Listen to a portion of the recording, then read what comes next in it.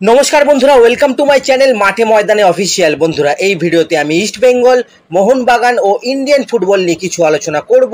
তোমরা যারা যারা আমার ভিডিওটা দেখছো, আমার চ্যানেলটা প্লিজ সাবস্ক্রাইব করে নাও ইন্ডিয়ান ফুটবলের এরকমই আরো আপডেট পেতে। প্রথমেই বলি আশিক কুরুনিয়ানের কথা। তো আশিক মোহনবাগান ছেড়ে 4 বছরের জন্য বেঙ্গালুরুতে সাইন করে দিয়েছে, এটা কিন্তু মোটামুটি সবাই জেনে গেছে। কিন্তু কেন মোহনবাগান ছাড়লো আশিক? শোনা যাচ্ছে দর বাড়ানোর দাবির জন্যই নাকি আশিককে ছেড়ে দিল এমবিএসজি ম্যানেজমেন্ট।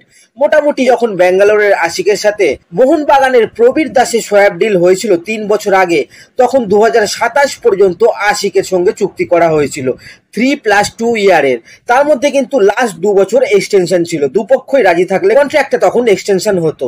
সেখানে শোনা যাচ্ছে আশিকের এজেন্ট আরো 50 লাখ টাকা বেশি চাইছে মোহনবাগানের কাছে। এখন আশিক পায় বছরে প্রায় 1,80,00,000 টাকার কাছাকাছি, সেখানে বছরে আরো 50 লাখ টাকা কিন্তু বেশি অ্যাড করতে চাইছে আশিকের এজেন্ট। তার মানে টোটাল 2,30,00,000 টাকা কিন্তু বছরে চাইছে আশিক কুরুনিয়ান, যেটাই কিন্তু মোহনবাগান একদমই রাজি নয়। মোহনবাগান চুক্তির বাইরে 1 টাকাও দেবে না বলেছে, তাই আশিককে কিন্তু ছেড়ে দিচ্ছে মোহনবাগান। এই যে আশিক পরিবারের কাছে থাকবে বলে মোহনবাগান ছেড়ে দিচ্ছে, এই খবরগুলো করা হচ্ছে, এগুলো কিন্তু সত্যি নয়। আশিকের পরিবার কেরালায় থাকে, বেঙ্গালুরুতে না। তো টাকা পয়সার জন্যই কিন্তু আশিক মোহনবাগান ছাড়ছে। যাই হোক, এর আগে আশিক কুরুনিয়ান কিন্তু অনেক বড় বড় কথা বলেছিল, জীবনের শেষ দিন পর্যন্ত মোহনবাগানে খেলতে চাই, এরকম কিন্তু আশিক বলেছিল। এখান থেকেই রিটায়ার করতে চাই, তো সেই কথার যে কোনো দাম নেই এটা কিন্তু পরিষ্কার বোঝা গেল। যাই হোক, এরপরে যদি আমরা একটু মেহতাব সিংকে নিয়ে কথা বলি, তো মেহতাবের ডিলটা নিয়ে যে প্রচুর লেট হচ্ছে, কারণ মেহতাবের ক্লাব মুম্বাই সিটি এফসি কিন্তু মেহতাবের জন্য 3.5 কোটি টাকার ট্রান্সফার ফি কিন্তু বরাদ্দ করেছে, যেটাতে ইস্ট বেঙ্গল, মোহনবাগান কোনো দলই কিন্তু রাজি নয়। মেহতাবের জন্য কেউই কিন্তু 3.5 কোটি টাকা দেবে না। মোহনবাগান মেহতাবের জন্য কিন্তু 2.5 কোটি টাকা পর্যন্ত ট্রান্সফার ফি দিতে রাজি। সেই মতো তারা মুম্বাইকে তাদের লাস্ট অফার পাঠিয়ে দিয়েছে যে তারা 2.5 কোটি পর্যন্ত যেতে রাজি আছে, তার বেশি নয়। ইস্ট বেঙ্গল আর মোহনবাগানের মধ্যে যে ট্রান্সফার ফির অফার, সেটা কিন্তু সামান্যই আছে। ইস্ট বেঙ্গল কিন্তু তার থেকে কিছুটা কম অফার করেছে। এখন প্লেয়ার আর মুম্বাইয়ের ওপর নির্ভর করবে তারা কি করবে। যা মনে হচ্ছে ট্রান্সফার উইন্ডোর একেবারে শেষ পর্যন্ত কিন্তু এই ডিলগুলো যাবে, এখন কিন্তু কিছুই হবে না। এরপরে যদি আমরা একটু মোহনবাগানের কথা বলি, তো মোহনবাগান আগামী সিএফএল এর জন্য কিন্তু বেশ কিছু প্লেয়ারকে সাইন করে নিয়েছে। সবার ব্যাপারে ডিটেলসে বলতে পারবো না, হলে ভিডিওটা অনেক বড় হয়ে যাবে। জাস্ট নামগুলো বলে দিচ্ছি। রোশন সিং থাংজামকে তো আগে সাইন করেছিল, তোমরা জানো। তারপরে রোহিত সিং ইয়েনড্রেমবামকে সাইন করানো হয়েছে।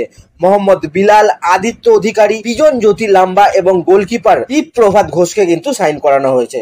এরপরে যদি আমরা একটা খবরের কথা বলি, যেটা কাল রাত থেকে চলছে, যে কনর সিলসকে নাকি ইস্ট বেঙ্গল সাইন করে নিয়েছে তাদের তৃতীয় বিদেশি হিসেবে। তো খবরটা কিন্তু সত্যি নয়, এটা ফেক খবর। অ্যাকচুয়ালি সাংবাদিক সোহান পোদ্দার গতকাল রাতে কিন্তু খবরটা করে, তারপরে বিভিন্ন চ্যানেল এটা নিয়ে খবর করে। তারপরে অবশ্য অনেকে 180 ডিগ্রি ঘুরেও যায়, পরে প্রথমে একরকম বলে, তারপরে কিন্তু আর একরকম বলে। তো বন্ধুরা, ইস্ট বেঙ্গলের যারা অথেন্টিক খবর করে তারা কিন্তু সবাই বলছে কনর সিলস কিন্তু ইস্ট বেঙ্গলে আসছে না, এটা একটা ফেক খবর। আর বিভিন্ন সোর্সদের মাধ্যমে কিন্তু সেম খবর জানা যাচ্ছে যে কনর সিলসের ইস্ট বেঙ্গলে আসার ব্যাপারটা কিন্তু সত্যি নয়। যাই হোক, কনর সিলস তো ইস্ট বেঙ্গলে আসছে না, কিন্তু ইস্ট বেঙ্গল যে 3 জন বিদেশি অ্যাটাকারের সঙ্গে কথা বলছে, তাদের মধ্যে থেকে একজনের ব্যাপারে কিন্তু ডিটেলস আমাদের কাছে এসেছে। ইস্ট বেঙ্গল এই প্লেয়ারটার সাথে বর্তমানে অনেক দূর পর্যন্ত কিন্তু কথাবার্তা এগিয়েছে। প্লেয়ারটা কিন্তু অত্যন্ত বড় বাজেটের প্লেয়ার। প্লেয়ারটার নাম হচ্ছে অ্যাঞ্জেলো রোডাডো। এই অ্যাঞ্জেলো রোডাডো হচ্ছে কিন্তু পোল্যান্ডের ক্লাব উইসলা ক্রাকাও ক্লাবে খেলে বর্তমানে। প্লেয়ারটার বর্তমানে 28 বছর বয়স এবং 32টা ম্যাচ খেলে 23টা গোল করেছে টোটাল এই প্লেয়ারটা। মানে ধুরন্ধর একটা স্ট্রাইকার এই অ্যাঞ্জেলো রোডাডো।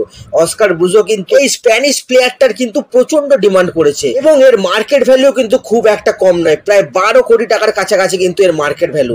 মার্কেট ভ্যালু আর স্যালারি যদিও সেম হয় না, একটু কম হয়, তাও ইস্ট বেঙ্গল শোনা যাচ্ছে এই প্লেয়ারটার সঙ্গে কিন্তু এখন নেগোসিয়েশন করছে, কথাবার্তা অনেকটা এগিয়েছে। দেখা যাক এখন এই প্লেয়ারটাকে শেষ পর্যন্ত ইস্ট বেঙ্গল নেয় না অন্য দুজন যে স্ট্রাইকারের প্রোফাইল ইস্ট বেঙ্গলের কাছে আছে তাদেরকে চুজ করে।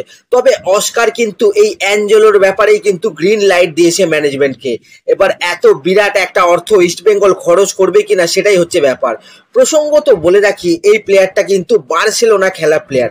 2021-22 কিন্তু বার্সেলোনা রিজার্ভ মানে বার্সেলোনা বিতে কিন্তু এই প্লেয়ারটা খেলেছে। তো দেখা যাক এখন এবারে এরকম একটা প্লেয়ারকে ইস্ট বেঙ্গল জালে তুলতে পারে কিনা। তো আজকের ভিডিওতে এতটুকুই, দেখা হচ্ছে আবার পরের ভিডিওতে। নমস্কার।